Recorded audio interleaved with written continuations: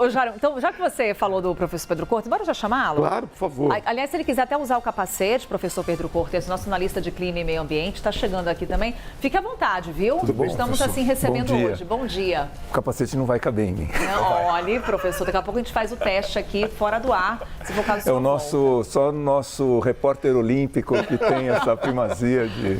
Então pronto, o professor vai colocar as botas, então. Professor, mas brincadeiras à parte, o Jairo, ele destacava aqui pra gente sobre...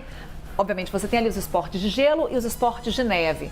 Só que, nos Jogos Olímpicos, há uma necessidade de produção de neve artificial. A neve, lá nos Alpes, não está sendo suficiente para a realização das competições. Olha só, daqui a pouquinho a gente vai falar sobre isso. Esse aqui é o próximo que a gente vai mostrar. Calma, daqui a pouquinho. Então, não está sendo suficiente para a realização das competições. O que está acontecendo, professor? De fato, é incomum que nessa época do ano essa produção de neve não seja suficiente para a realização de esportes como as modalidades olímpicas previstas? Veja, infelizmente, para os resorts olímpicos, os resorts de neve, tem acontecido isso com uma certa frequência, ou seja, a quantidade de neve disponível, ela não é muitas vezes suficiente para abrir todas as pistas. E claro que isso impacta muito a atividade, né? Não só de uma Olimpíada, mas também de um resort de esqui, porque são apenas alguns meses durante o ano que eles trabalham, né?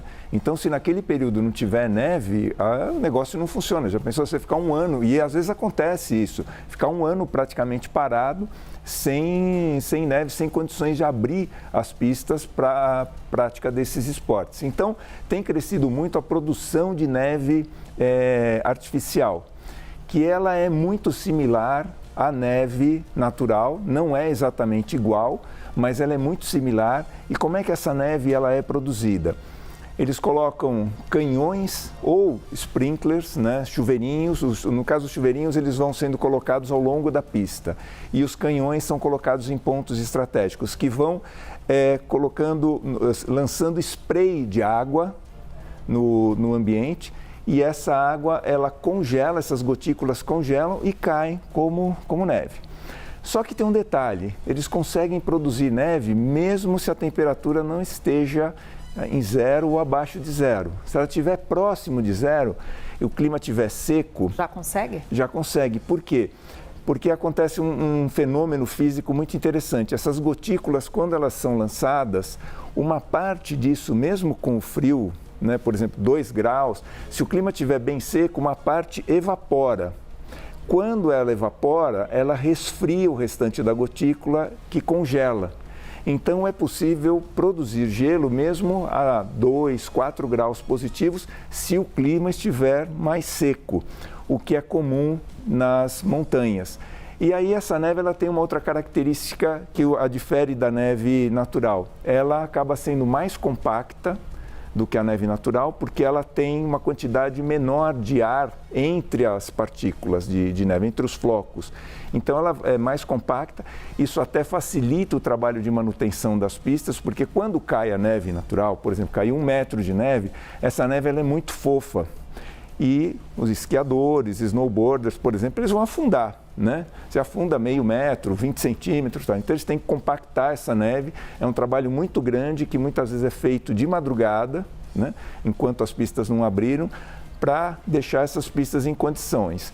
Quando essa neve artificial ela é produzida, ela já cai com um nível de compactação próximo ao ideal.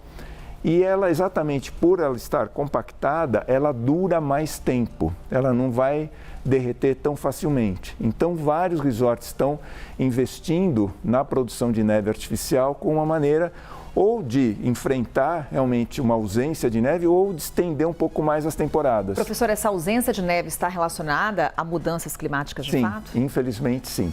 Em vários locais tem se verificado isso, quando você tem um aumento médio da temperatura e o que era para ser neve se transforma em chuva, né?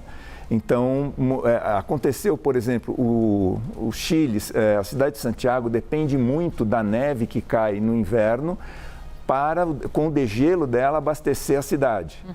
E já aconteceu de ter muito pouca neve durante o inverno, as pistas demorarem para abrir E aí a cidade ficava muito preocupada com o suprimento de água, né? Talvez não tivesse água suficiente durante o verão, durante a primavera, porque havia pouca neve disponível. Então, infelizmente, isso tem acontecido em vários locais devido às mudanças climáticas. É um assunto que chama a atenção em meio a essa cobertura dos Jogos Olímpicos, Jairo. Aí também fica um questionamento, porque há países participando da Olimpíada onde não neva, ou se neva, neva muito pouco. Quando neva, é motivo de festa. É o caso aqui do Brasil. Exato. Quando tem neve lá no sul do país, é aquilo, né, professor? Também alimentando o turismo, tem gente que fica lá esperando a primeira neve do ano. Como é que faz, hein, para treinar? Quem tem neve perto de casa vai lá e faz um anjinho, né, no máximo, né? Mas brincadeiras à parte, o que o pessoal está fazendo aqui em São Paulo? Veja só, essa aqui é uma escola que serve para você esquiar sem neve. É uma esteira que você está vendo aqui, tá certo? Essa esteira, no máximo que tem é água, como a gente pode ver ali, algumas gotículas, né? E você vai esquiar nessa esteira, que chama pista infinita, de um jeito muito parecido como se esquia também com neve. Isso tem sido utilizado como alternativa para quem quer praticar o snowboard, como a gente está vendo aqui na imagem, ou o esqui. Para quem está longe da neve, que é o caso de nós brasileiros, nem tão distantes assim, mas a gente não é todo mundo que consegue simplesmente pegar um avião e ir até a Argentina ou até o Chile, né? São as estações mais populares aqui entre os brasileiros. E para quem quer manter pelo menos a prática ou aprender a esquiar com uma certa frequência. Então você vem aqui nessa escola, você agenda um horário, e lá você fica durante o teu período em cima dessa esteira aqui. O que o pessoal da escola estava me contando, inclusive, de que com cerca de 3 aulas, para quem não sabe nada, para quem não tem noção, já consegue aqui ficar em pé, já consegue ter uma noção de como é um pouco esta prática do esqui. Isso, gente, fica aqui em São Paulo, tá? Não é no meio de um ambiente com neve de verdade, nem artificial. Diga, professor. E as equipes olímpicas europeias, né, que têm recursos, tal, muitas vezes durante o verão europeu, aproveitam o inverno do hemisfério sul e vão para pistas ou no Chile ou na Argentina fazer treinamento. Então, é comum encontrar essas equipes e eles treinam muito cedo. Antes mesmo do resort abrir, eles já estão treinando. Então, quando não tem neve no local de origem, quem tem recurso, né, as equipes que têm recurso se deslocam para o hemisfério sul para treinar aqui. É isso, tem que viajar. Mas se você está curioso com relação às modalidades olímpicas, quer conhecer um pouquinho mais sobre esses esportes de gelo, de neve, tá aí uma possibilidade que o Jairo traz aqui pra gente. Jairo Nascimento, equipadíssimo, muito obrigada, ótimo trabalho para você. Para nós. Professor Pedro Cortes, obrigada, bom dia. O nosso repórter olímpico. Pois é, na próxima ele vem com snowboard.